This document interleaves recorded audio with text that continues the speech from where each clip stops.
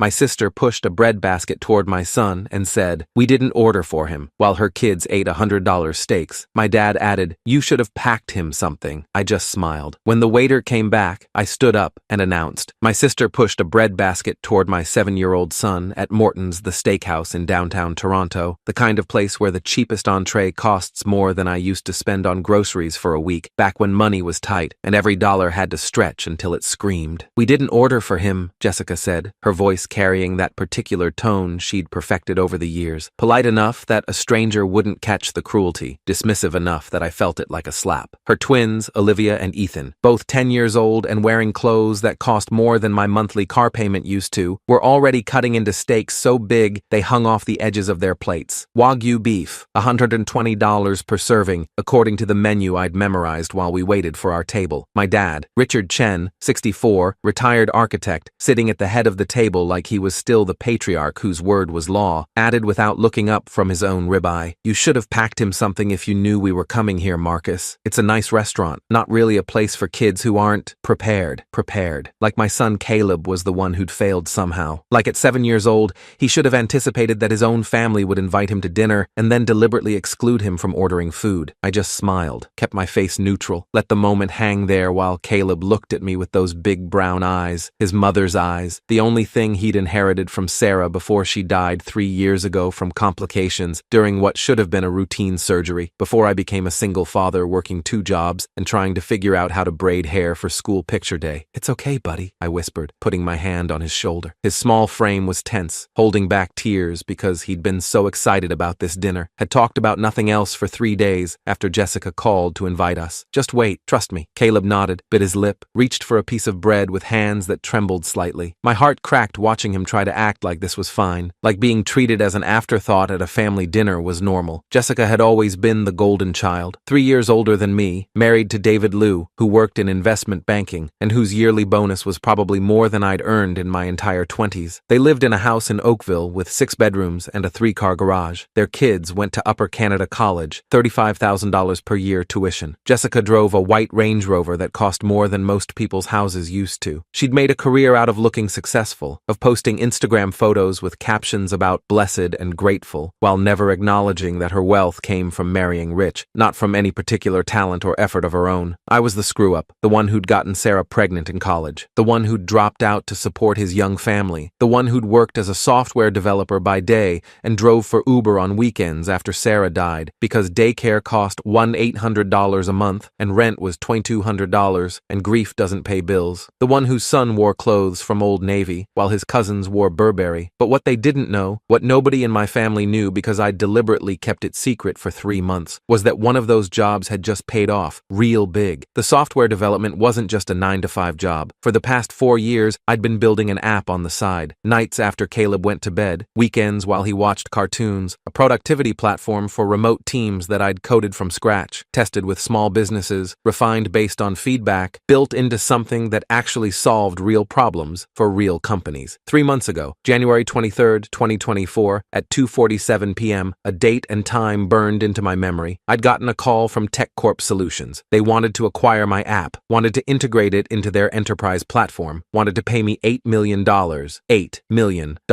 I'd nearly dropped the phone. Had to sit down on my kitchen floor while they explained the terms, the timeline, the due diligence process. Had signed the papers 4 weeks later with hands that shook so badly the lawyer had to guide my signature. Had watched the wire transfer hit my bank account and immediately transferred most of it to investments and trusts and accounts that would ensure Caleb's future was secure no matter what happened. And I hadn't told anyone, not my father, not my sister, not even my best friend Mike, who'd been there through everything, because I wanted to see who my family really was when they thought I still had nothing, when they thought I was still the struggling single dad they could pity and patronize and occasionally invite to expensive dinners where they'd make sure I knew my place. Tonight was answering that question perfectly. "Should we order dessert?" Jessica asked her kids, her voice bright and cheerful, completely ignoring Caleb, who was slowly eating bread and trying not to look at the steaks everyone else was enjoying. "They have a chocolate lava cake here that's supposed to be amazing." "Yes!" Olivia and Ethan shouted in unison, already looking at the dessert menu the waiter had left on the table. My father nodded approvingly. "Good choice. Marcus, you and Caleb can share something if you'd like. The portions are quite generous here. Translation: you can't afford your own desserts, so we'll let you split one if you ask nicely. The waiter appeared at our table, mid-20s, professional, carrying himself with that particular attentiveness that comes from working at a restaurant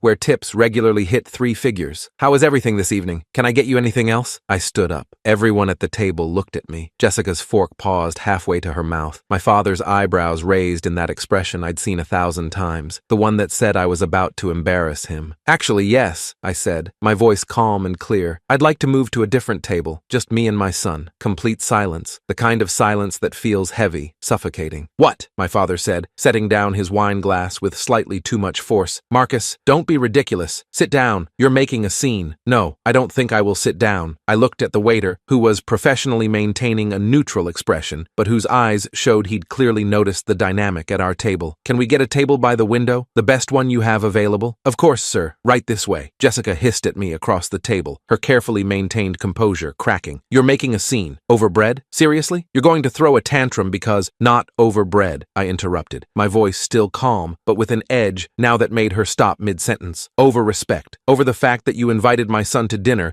and then deliberately didn't order food for him. Over the fact that you're sitting there eating $120 steaks while he eats bread, and you think that's acceptable." Caleb grabbed my hand and stood up beside me, his little fingers squeezing mine tight. "We'll get a table for 2, I told the waiter, loud enough that several nearby tables turned to look. "And we'd like to see the premium menu. Whatever my son wants, he gets. No limits." Jessica rolled her eyes, that dismissive gesture she'd perfected in high school and never outgrown. "Marcus, you can't afford the premium menu. Don't be stupid. Just sit down and stop embarrassing yourself." "Can't I?" I reached into my jacket pocket and pulled out my new credit card, the black one.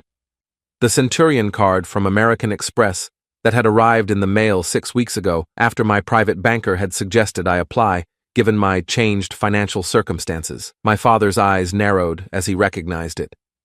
He'd had one himself for 20 years, had mentioned it approximately 900 times as evidence of his success and sophisticated taste. "Is that," he started, "a Centurion card?" "Yeah, came in the mail last month. Funny how that happens when you have serious money in the bank." The waiter's eyes widened. He knew exactly what that card meant. Knew it required $250,000 annual spending and came with benefits most people never saw. His entire demeanor shifted, posture straightening, voice taking on a more deferential tone. "Right this way, Mr. Chen. We have a perfect table for you and your son. I'll have the premium menu brought over immediately." "Wait," my father said, standing up now, his voice taking on that commanding tone he used when he wanted to assert control. "Let's not be hasty here. There's no need to—" "Oh, now you want us to stay?" I turned to face the whole table, letting them see the expression on my face that was no longer smiling, no longer accommodating. "When you thought I was broke, my 7-year-old son could eat bread and watch his cousins enjoy steaks. But now that you see the card, now that you realize I have money, suddenly there's room at the table? Suddenly you're concerned?" Jessica's face went red, that blotchy coloring she got when she was angry or embarrassed or both. "That's not— we were just— you're twisting this. We assumed you'd want something simple for him. Kids don't need expensive— You assumed wrong. And you showed me exactly who you are when you think someone has nothing. Thanks for that. Really clarifying." I took Caleb's hand and followed the waiter across the restaurant to a window table with a perfect view of the Toronto skyline, the CN Tower lit up against the dark April sky. Behind us, I could hear my family's urgent whispers, could feel their eyes on my back, could sense the shift in power dynamics that had just occurred. "Order anything you want, buddy," I said once we were seated, opening the premium menu in front of Caleb. "The biggest steak they have, appetizers, dessert, whatever makes you happy." His face lit up in a way I hadn't seen since before Sarah died, that pure, unfiltered joy that kids have when something exceeds their wildest expectations. "Really? Anything?" "Anything. This is your night. You deserve better than bread." The waiter returned with sparkling water in crystal glasses and an iPad showing the premium menu with full-color photos. "For the young man, might I suggest our 40-ounce tomahawk ribeye? It's our signature cut, dry-aged for 45 days, served with—" "Yes," Caleb breathed, staring at the photo with wide eyes. "Can I really get that?" "You can get 2 if you want," I said, smiling at his expression. "But maybe start with 1 and see how you feel." "And for you, sir?" the waiter asked. "Same. And let's start with the crab cake appetizers. The good ones, not the small plates. Excellent choices. And for drinks? Whatever juice he wants. I'll take a Macallan 25. The waiter nodded approvingly. That scotch was $180 per glass, and his tip was getting bigger by the second. Outstanding. I'll put that in immediately. Across the restaurant, I could see my family at their table. Jessica was gesturing urgently. My father had his phone out, probably trying to call me. David, Jessica's husband who'd been silent this entire time, looked uncomfortable, like he was realizing he'd just witnessed something that couldn't be smoothed over with money or social niceties. My phone buzzed. Dad calling. I declined it. Let it go to voicemail. Another buzz. Text from Jessica. You're being childish. This is ridiculous. Come back to the table. I typed back, no thanks. My son and I are fine right here. Sent. Blocked her number. The appetizers arrived. 3 massive crab cakes garnished with microgreens and aioli, plated like art. Caleb stared at them like they were treasure. Is this real crab? He whispered. King crab. From Alaska. Try it. He took a careful bite, eyes widening. Dad, this is so good. I know, buddy. You deserve good things. The steaks came 20 minutes later. 40-ounce tomahawk cuts on plates so big they required special presentation, still sizzling, perfectly marbled, cooked to medium rare exactly as requested. Caleb gasped when he saw the size. The steak was literally bigger than his head, bone protruding like something from a cartoon. I can't eat all of this, he said, laughing. That's okay. Eat what you want. We'll take the rest home. It'll be lunch for a week. I cut into my own steak, the knife sliding through butter-tender meat, and savored that first bite. $800 dinner for 2, worth every penny to see my son's face. And for dessert? The waiter asked when he came to check on us.